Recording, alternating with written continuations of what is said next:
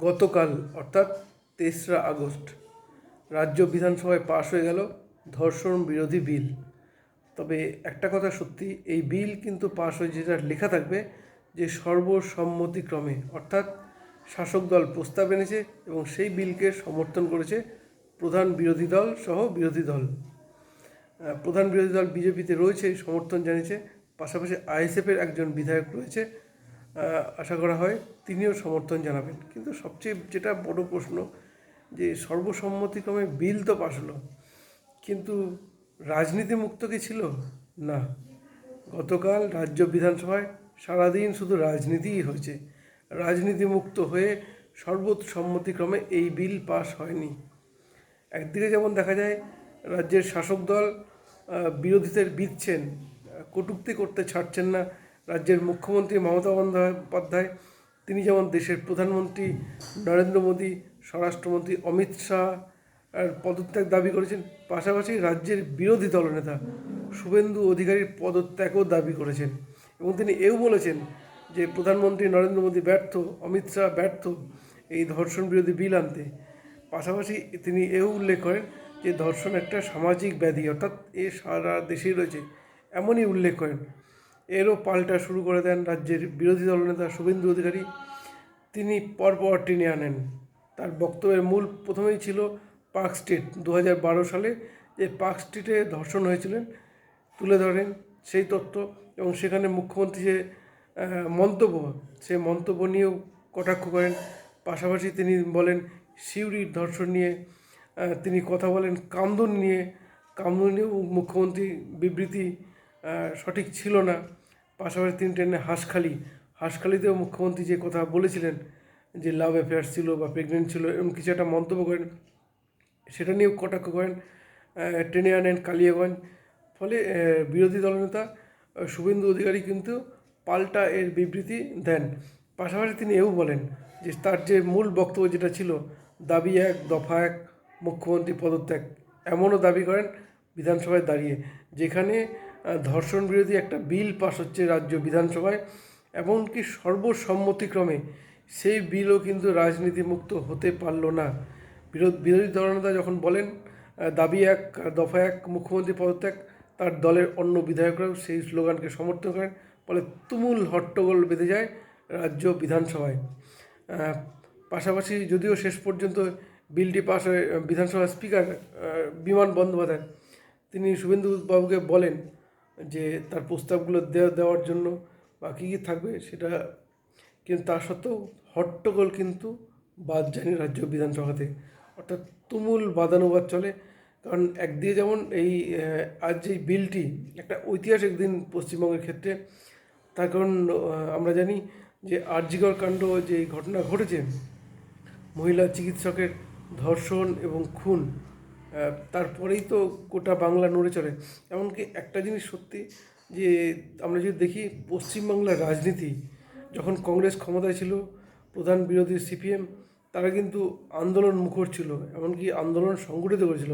বামফ্রন্ট ক্ষমতায় থাকার পর কংগ্রেস যখন প্রধান বিরোধী ছিল, তখন কোথাও যেন আন্দোলন একটু হলেও থেমে গিয়েছিল। কিন্তু মমতা বন্দ্যোপাধ্যায় তিনি তৃণমূল কংগ্রেস দল গঠন করার পর কিন্তু আন্দোলনের গতি আসে, অর্থাৎ বামপন্থী সরকার বিরোধী আন্দোলনের গতি আসে।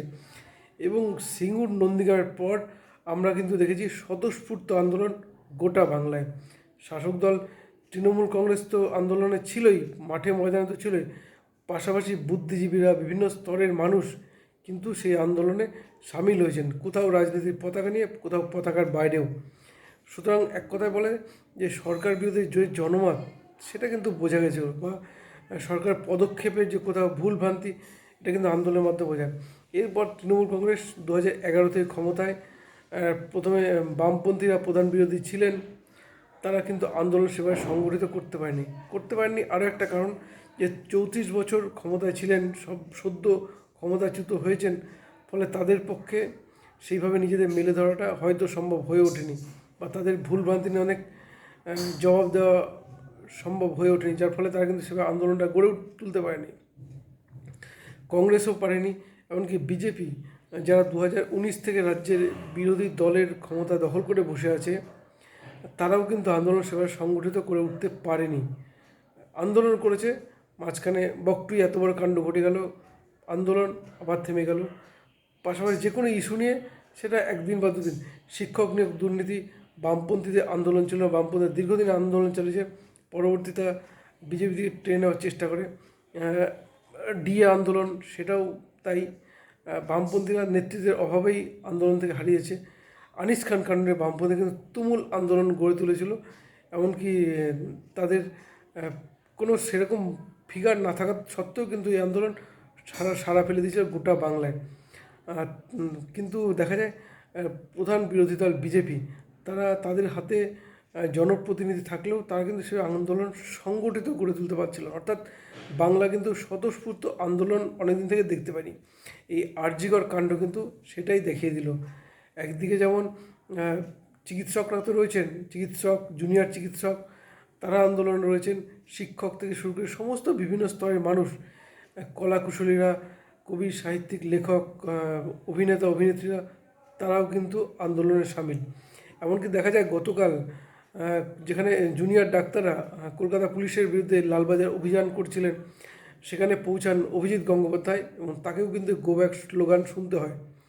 অর্থাৎ এই আন্দোলন যে স্বতঃস্ফূর্ত আন্দোলন, রাজনীতি বাইরে আন্দোলন, সেটা কিন্তু একদিকে কিন্তু স্পষ্ট হয়ে যায় যে।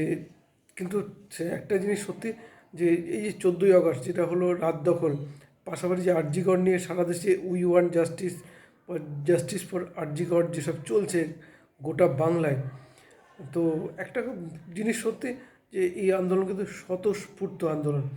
এখন সামনে দেখা যাক এই আন্দোলন, আর এই আন্দোলনকে কেন্দ্র করেই কিন্তু বিজেপি কিছুটা হলেও নিজেদের গুছিয়ে নেওয়ার সুযোগ পেয়েছে। তার কারণ আমরা দেখেছি নবান্ন অভিযান, বিজেপি না থাকলেও বিজেপি কিন্তু পেছন থেকে সাপোর্ট দিয়েছিল। এমনকি ছাত্রদের ওপর নিবিড় অত্যাচারের প্রতিবাদ তারা লালবাজার অভিযান করেন, বন্ধ রাখেন, এমনকি ডিএম অফিস ঘেরাও করেন। ফলে বিজেপি কিন্তু আন্দোলন থেকে সরে যায়নি, আন্দোলন কিন্তু চলছে। অর্থাৎ বলা চলে এই আরজিকর কাণ্ডর পর গোটা বাংলা কিন্তু সরকার বিরুদ্ধে একটা আন্দোলন দেখছে। কোথাও রাজনৈতিক পতাকার নিচে, কোথাও রাজনৈতিক পতাকার বাইরে, অর্থাৎ আন্দোলন কিন্তু যেটা স্বতঃস্ফূর্তই বলা যেতে পারে। এখন জনমত কোন দিকে বেরোয় বা কি হয় পরবর্তী, সেটা তো সময় বলবে। কিন্তু একটা জিনিস সত্যি যে বাঙালি যেটা অনেকদিন মিস করছিল, বা বাংলা যেটা মিস করছে, যে স্বতঃস্ফূর্ত আন্দোলন, সেটা কিন্তু দেখতে পাওয়া গেছে এই আরজিকর কাণ্ডের পরে। এটাই ছিল আজকের প্রতিবেদন। সবাই ভালো থাকবেন, ধন্যবাদ।